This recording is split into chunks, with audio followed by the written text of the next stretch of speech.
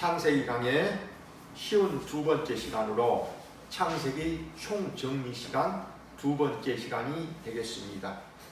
우리 창세기 1장 26절로 28절입니다. 창세기 1장 26절에서부터 28절입니다. 창세기 1장 26절로 28절입니다. 우리 찾으셨으면 함께 한 목소리로 읽습니다.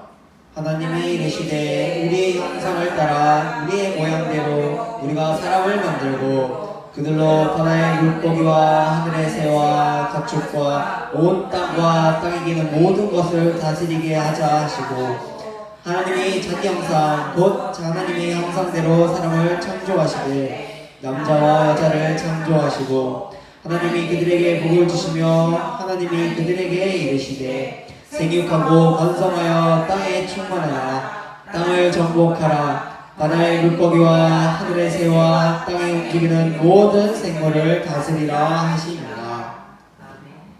전능하신 하나님이 이 세상을 창조하셨습니다. 6일 동안에 창조하셨습니다. 하나님께서 창조하신 세상이 하나님이 보시기에 심히 좋았습니다. 참으로 아름답고 좋았습니다. 하나님은 맨 마지막에 사람을 하나님의 형상으로 만드셨습니다. 하나님께서 먼저 흙으로 사람의 모양을 빚으시고 그 사람의 코에 하나님의 생명의 기운을 불어 넣어 주시니 사람이 비로소 살아 움직이는 존재가 되었습니다. 하나님이 이렇게 하나님의 형상으로 남자와 여자를 만드셨습니다. 하나님의 형상대로 사람을 만드셨다는 것은 사람이 다른 피조물과는 구별되는 아주 특별한 존재로 만드셨다는 것을 의미합니다. 그러면 사람이 하나님의 형상으로 만들었다는 말은 무슨 의미일까요? 사람이 다른 피조물들 앞에서 아주 특별한 이치를 갖는다는 그런 뜻입니다.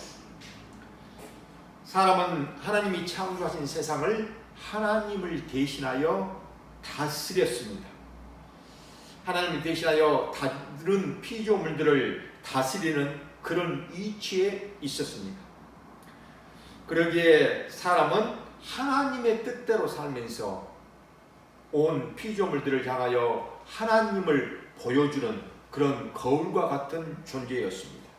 하나님을 비추어주는 반사체요 또 반영체였습니다. 하나님의 지극히 선하심과 의로우심과 거룩하심을 드러내는 아주 특별한 존재요 존귀한 존재였습니다. 하나님은 사람을 하나님의 형상으로 만드시고 복을 주셨습니다. 생육하고 번성하여 땅에 충만하라. 땅을 정복하라. 바다의 물고기와 하늘의 새와 땅에 움직이는 모든 생물을 다스리라는 복을 주셨습니다. 이제 우리 창세기 2장 8절로 9절을 함께 보십니다. 창세기 2장 8절에서부터 9절입니다. 함께 읽습니다. 여호와 하나님이 동방에 이르되 동산을 창설하시고 그 지으신 사람을 거기 두시니라. 여호와 하나님이 그 땅에서 보기에 아름답고 먹기에 좋은 나무가 나게 하시니 동산 가운데에 생명나무와 선악을 알게 하는 나무도 있더라. 하나님은 에덴이라는 지역의 동편에 동산을 하나 만드셨습니다. 이 동산을 우리는 흔히 에덴 동산이라고 부릅니다. 이 동산은 하나님이 만드신 하나님의 동산입니다. 그러기에 이 에덴 동산은 하나님의 나라입니다.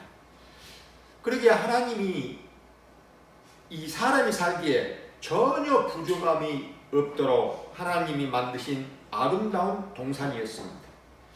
그 동산에는 보기에도 아름답고 먹기에도 좋은 나무들이 많이 있었습니다.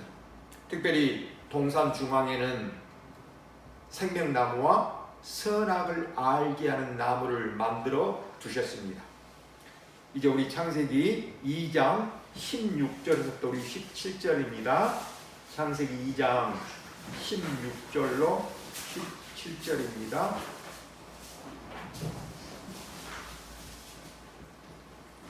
창세기 2장 16절로 17절입니다.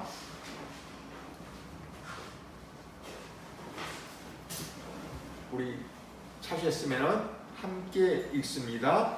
여호와 하나님이 그 사람에게 명하여 이르시되 동산 각종 나무의 열매는 내가 임의로 먹되 선악을 알게 하는 나무의 열매는 먹지 말라. 내가 먹는 날에는 반드시 죽으리라 하시니라.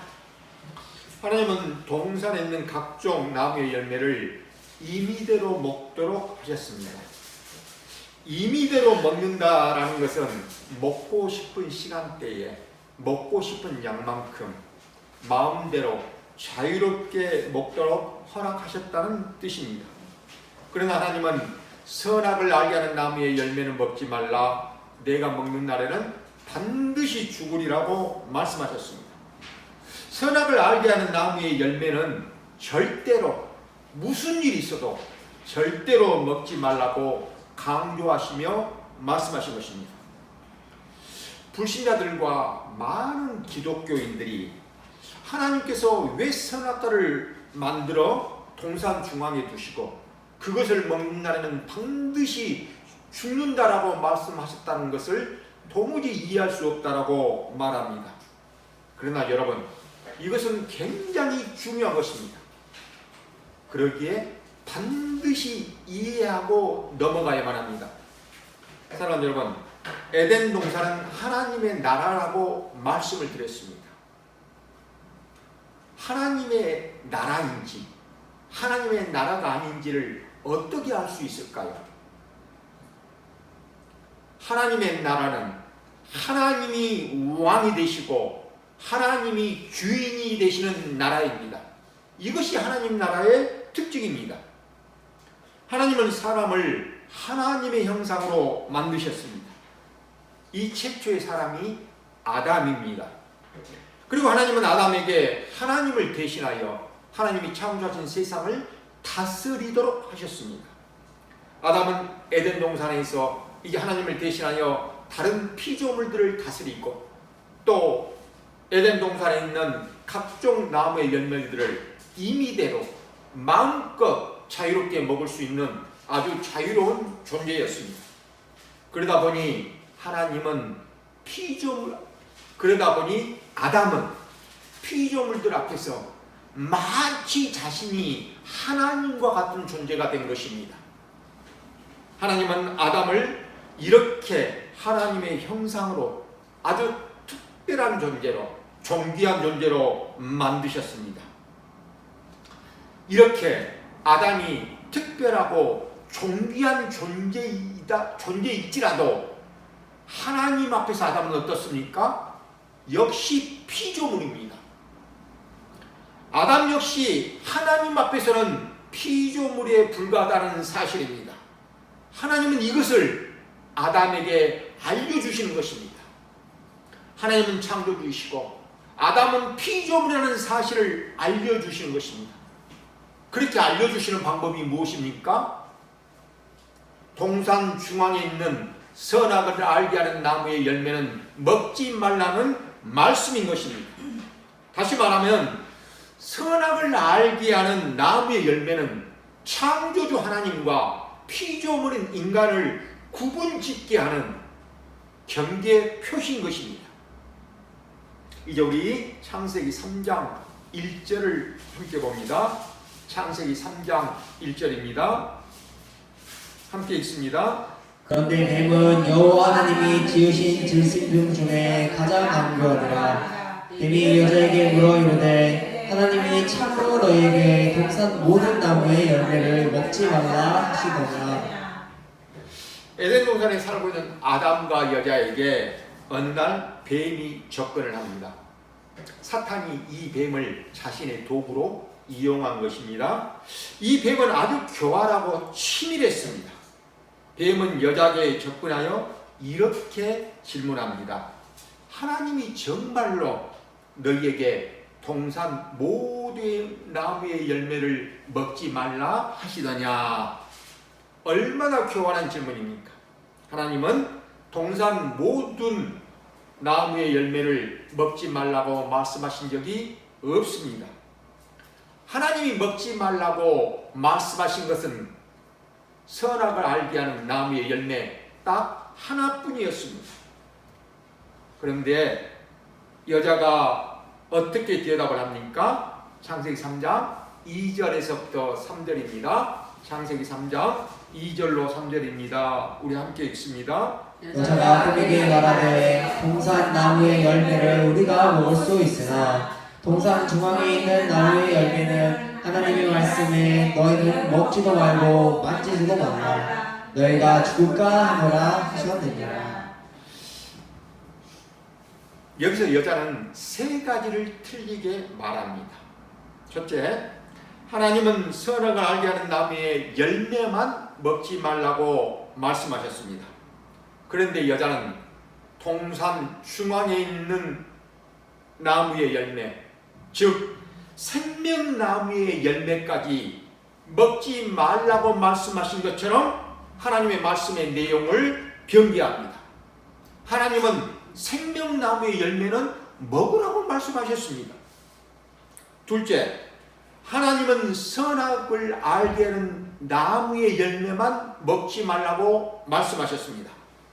그런데 여자는 먹지도 말고 만지지도 말라고 하나님 말씀하신 것처럼 하나님의 말씀을 첨가합니다.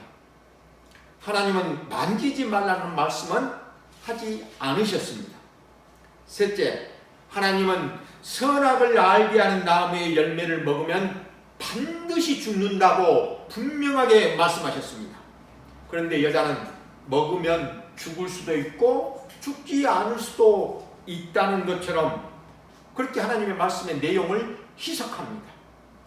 뱀은 여자의 이런 무지를 이제 알고 노리고 바로 이렇게 말합니다. 창세기 3장 4절로 5절입니다. 4절에서 5절로 우리 함께 보십니다. 뱀이 여자에게 이르되 너희가 결코 죽지 아니하리라 너희가 그것을 먹는 날에는 너희 눈이 밝아져 하늘과 같이 되어 선악을 알 줄 하나님이 아심이니라. 뱀은 여자에게 결코 먹어도 죽지 않는다. 오히려 먹으면 너희도 하나님과 같이 된다. 그것을 아시는 하나님께서 너희도 하나님처럼 될까봐 너희에게 선악을 알게 하는 나무의 열매를 먹지 말라고 거짓말한 것이로구나 라고 거짓말을 합니다. 뱀의 말을 듣고 이제 여자가 선악을 알게 하는 나무를 바라봅니다. 그러니 그 나무가 어떻습니까? 우리 6절을 함께 봅니다. 창세기 3장 6절입니다. 여자가 그 나무를 본즉 먹은 듯도 하고 보한 듯도 하고 지혜롭게 할 만큼 탐스럽기도 한 나무인지라. 여자가 그 열매를 따먹고 자기와 함께 있는 남편에게도 주매 그도 먹은지라. 여자가 뱀의 말을 듣고 선악을 알게 하는 나무를 보니 이제 다르게 보였습니다. 맛있게 보이고 예쁘게 보이고 진짜 먹기만 하면 지옥게 될 것처럼 보였습니다. 그래서 여자가 먼저 선악을 따서 먹었습니다. 그리고 옆에 있는 남편에게도 주니 그 남자도 먹었습니다. 말리지 않았습니다. 함께 먹었습니다. 그 남자의 이름이 아담입니다. 이렇게 아담을 통하여 이 세상에 죄가 들어왔습니다. 하나님은 이 창세기 3장을 통하여 우리에게 죄가 무엇인지를 알려주시는 것입니다. 죄가 무엇입니까? 죄는 하나님을 믿지 않고 하나님의 말씀에 불순종하는 것입니다. 죄는 모든 것의 기준이 되시는 하나님에게서 떠나는 것입니다. 죄는 선악의 주관자가 되신 하나님 대신에 자신이 선악의 주관자가 되는 것입니다. 많은 사람들은 비도덕적이고 비윤리적인 행동을 죄라고 생각합니다. 실제로 세상은 법적으로 또 도덕적으로 잘못된 행동을 죄라고 말하고 그 행동에 대하여 처벌을 합니다. 하지만 하나님은 그 행동 이전에 마음을 보십니다. 그렇기 때문에 하나님을 믿지 않는 불신앙이 바로 죄의 출발이요 본질입니다. 그런데 믿지 않는 마음, 하나님을 신뢰하지 않는 마음은 눈에 보이지가 않습니다. 그러면 내 안에 죄가 있는지, 내 안에 죄가 없는지를 어떻게 알 수 있을까요? 행위를 통해 알 수 있습니다. 사람은 반드시 믿음을 따라 행동합니다. 돈을 믿는 사람은 돈을 따라갑니다. 명예를 믿는 사람은 명예를 쫓아갑니다. 쾌락을 좋아하는 사람은 쾌락을 따라가는 것입니다. 아담과 하와가 뱀의 말을 듣고 그 말이 믿어지는 순간 그들은 선악을 알게 하는 나무의 열매를 따 먹어 버립니다. 이렇게 불신앙은 불순종을 낳습니다. 불신앙과 불순종은 마치 동전의 양면과 같이 항상 같이 갑니다. 죄의 동기는 무엇입니까? 하나님처럼 되고자 하는 교만한 마음이었습니다. 아담과 하는 하나님처럼 된다는 뱀의 말을 듣고 정말 하나님이 되고 싶었습니다. 하나님을 주인으로 왕으로 섬기는 피조물이 아니라 자신도 하나님처럼 주인이 되고 싶었던 것입니다. 이러한 교만한 마음에 선악과를 따 먹은 것입니다. 그러면 선악과를 따 먹은 아담과 하와는 어떻게 되었을까요? 창세기 3장 7절입니다. 3장 7절 우리 함께 읽습니다. 그들의 눈을 감가져 자기들이 벗은 줄을 알고 무화과 나뭇잎을 엮어 치마로 삼았더라. 선악과를 먹은 아담과 하와는 눈이 밝아져서 자신들이 벗었다는 것을 알게 됩니다. 그리고 자신들의 이 벗은 몸을 가리기에 무화과 나뭇잎으로 치마를 만들어 입었습니다. 벗은 것을 부끄럽게 생각한 것입니다. 근데 우리 잠깐만 앞으로 가볼까요? 창세기 2장 25절을 함께 봅니다. 창세기 2장 25절입니다. 창세기 2장 25절 우리 함께 읽습니다. 아담과 그의 아내 두 사람이 벌거벗었으나 부끄러워하지 아니하니라. 아담이 죄를 짓기 전에는 역시 벌거벗었어도 부끄러워하지 않았습니다. 부끄러움을 느낄 필요가 없었습니다. 그런데 하나님의 말씀에 불순종하여 죄를 짓게 되자 부끄러움, 수치심, 공포심, 두려움, 좌절감, 허무함 같은 이런 부정적인 감정들이 다 들어온 것입니다. 이러한 감정들을 감추기에 또 가리기에 무화과 나뭇잎으로 치마를 만들어 몸을 가린 것입니다. 하지만 나뭇잎으로는 이 부끄러움과 수치심은 가려지지 않았습니다. 아담과 여자는 죄로 인한 부끄러움과 수치심 또 두려움 때문에 하나님을 피하여 나무 사이에 숨었습니다. 하나님은 아담과 여자가 죄를 지은 것을 아시고 왜 그랬는지 그들에게 물어보십니다. 창세기 3장 12절입니다. 창세기 3장 12절을 우리 함께 읽습니다. 아담이 이르되 하나님이 주셔서 너와 함께 있는 당신 여자 그가 그 나무 열매를 내게 주므로 내가 먹었나이다. 보통 죄를 지으면 어떻게 합니까? 잘못했습니다. 한 번만 용서해 주십시오 라고 용서를 구하는 것이 아주 일반적인 행동입니다. 그리고 그것이 마땅한 것입니다. 그런데 아담은 아주 뜻밖의 말을 합니다. 하나님이 만들어주신 여자 때문에 자신이 먹었다는 것입니다. 하나님이 여자를 만들어 자신에게 주지 않았더라면 자기는 먹지 않았을 것이라는 말입니다.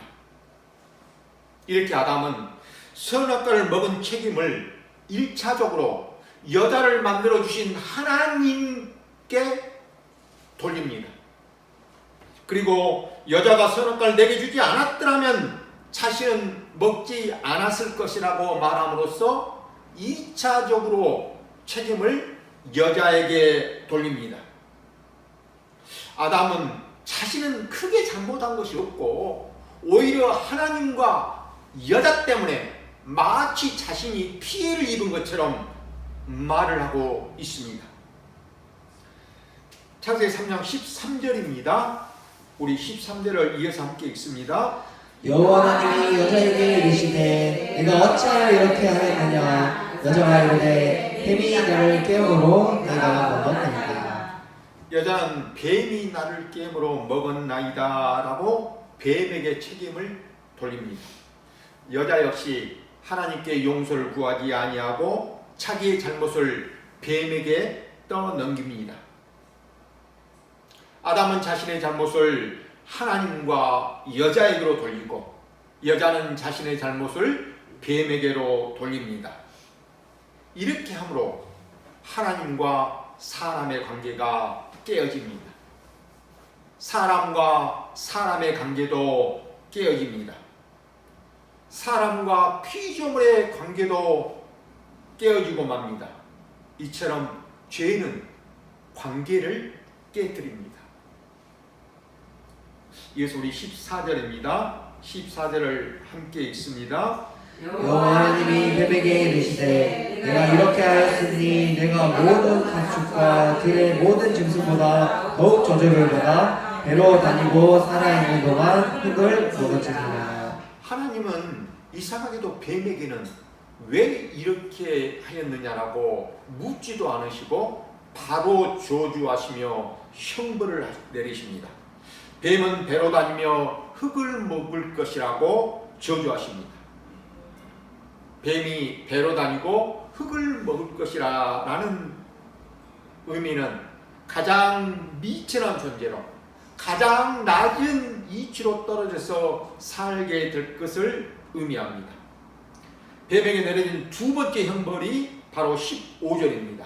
우리 15절을 이어서 함께 읽습니다. 내가 너로 여자와 원수가 되게 하고 내 후손도 여자의 후손과 원수가 되게 하리니 여자의 후손은 내 머리를 상하게 할 것이요 너는 그의 발꿈치를 상하게 할 것이라 하시고.